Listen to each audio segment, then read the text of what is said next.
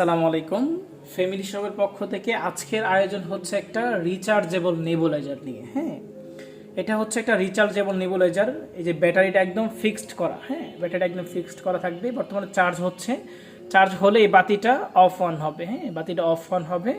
আর এটার সাথে থাকছে একটা প্রিমিয়াম কোয়ালিটির ডাটা কেবল, এবং সাথে থাকছে দুইটা মাস্ক এবং একটা গলায় দেওয়ার জন্য টোটাল তিনটা, আর থাকছে একটা গাইডলাইন বুক।